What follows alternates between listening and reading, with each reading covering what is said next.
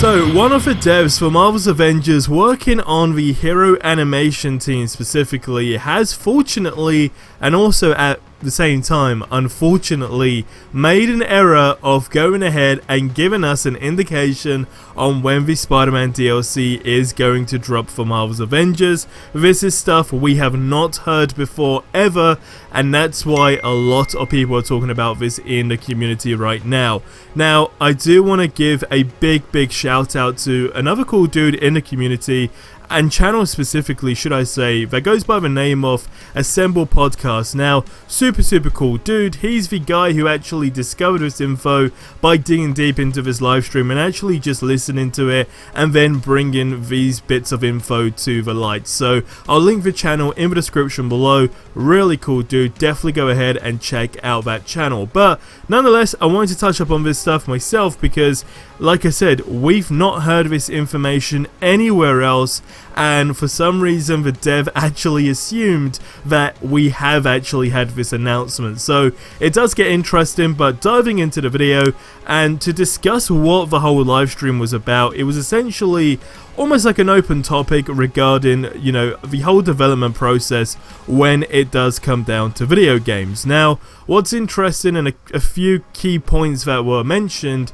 is that on average it typically takes about 4 to 6 months per hero, and there's also these sub teams for a hero. Right now, I don't know if you guys have ever developed a game by yourself, but I know that my knowledge is basically close to zilch, right? I have no idea how to go ahead and develop a character in a video game, or develop anything for that matter when it comes down to video games. Now, what's interesting is that although I've just said it takes 4 to 6 months on average per hero, it also basically has separate teams, so it's almost like sub-teams. So for example, you'd have one team that's just core focused, laser focused on something specifically, that then gets passed on to another team, that then gets passed on to like the final team. So ultimately, everything's done way in advance. Now, the reason why I wanted to mention that is because it was mentioned in that live stream that the hero animation team is basically a team of 3 people. So I know there was a lot of confusion, and there was someone in the comments and in the community in general that actually cleared up that, and that's basically what I just said to you guys a couple of seconds ago, where there's basically sub teams. So it might sound like it's small, but hypothetically speaking, technically it's not, because it's just one team laser focused on one element on that hero development process, if that makes sense. Now, to get even deeper into this, they did go ahead, and the person specifically goes by the name AJ, but he did say on average Hawkeye took around 4 to 6 months to develop. So there's also like this theory going around that basically the Black Panther DLC, just using that as an example, was probably finished way before Hawkeye was actually released anyway. So that's where I say like we're technically way more in advance as far as like hero development goes. Now, this is where it gets interesting, because this is what you guys want to know, and it's regarding the Spider-Man release date. Now, so far, as of right now, before we actually found out this information that got dropped on that live stream by that dev, is that it's just coming, right? That's basically as far as it goes. It was like, you're gonna get the Spider-Man DLC, when we basically don't know, and that's where we were kind of anticipating that we were gonna see it on the next roadmap that's gonna showcase the content for next year as well. But then there's also that theory on how the release date would actually tie into the Spider-Man No Way Home release date, and this, ladies and gentlemen, is where we found out by AJ, the dev on stream, that basically said, because he was asked about Spider-Man, is that all I can say is it'll be released by the end of the year.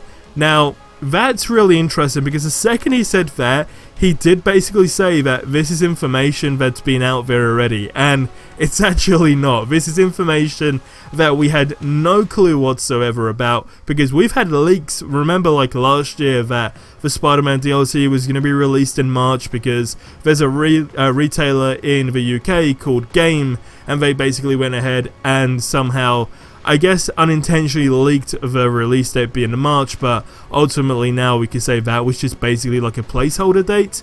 But either way, what's interesting is it all ties into not just theories that I've had myself, but also the community that, okay, well, December is more than likely going to be the release date. I mean, just by that sentence alone, you'll have it by the end of the year. That's all I can say.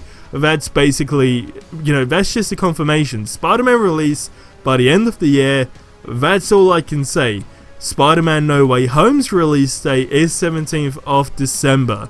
And it would just be an absolute no-brainer that this is going to be tied into that movie launch. And whether or not there will also be stuff that hint towards the DLC in Marvel's Avengers, considering it's an exclusive as well, may well be very, very interesting, because it wouldn't be the first time. It's definitely not going to be the last. We've seen it in the past with movies, MCU movies to be specific, so that would be an interesting take to have on it. And also just the fact that it's an exclusive anyway, so Sony waiting so long for this DLC, I mean, they want as many people to purchase this, well, not even purchase it because it's free, but they want as many people to go ahead and play this DLC as possible, because it's an exclusive to Sony. Now, there's that big argument going on in the community right now that people are saying, hey, I think this should just straight up be a timed Sony exclusive, and I couldn't agree with that anymore. You guys know, if you watched the last video, that I was saying I definitely believe that you shouldn't be discriminated for the console that you're on. I absolutely hate the fact of exclusivity video games, I mean, in this day and age as a whole, right? I just think it's wrong in this day and age, but also I guess it's like completely out of our control, because it's like revenue for all these companies, right? And it's like, who has the better title, whatever. But at the same time, it's not a solely exclusive game, so I just think being a timed exclusive, considering it's a DLC, would have definitely made more sense. Also considering this will basically be the second biggest DLC drop besides Black Panther's DLC, so why would you not want as many people to be into the game as possible? And also, they really need to focus on the marketplace, right? So it's like they're just losing such a big portion of their market by being exclusive. But again, that just comes down to a personal preference and opinion, I guess you could say, that I'm against exclusive stuff. I just think it sucks in general, and you're just getting discriminated by a console. I just think it's crazy. A video game's a video game, and a DLC is a DLC. Two separate things. Why does a DLC need to be exclusive? But I don't know. I guess there's probably got to be like some bigger reasoning behind that. That makes complete sense, right? To businesses making that decision ultimately. But guys, leave your thoughts on this stuff in the comments below. Of course, that does go on to the bigger question on, well, how many characters are we going to be getting per year if on average characters take around 4 to 6 months to release? And well, the sweet spot could actually be 2 to 3 characters technically, considering they are in advance, right? So maybe 2 to 3 characters a year would make sense, but you can only go so far with characters, remember that.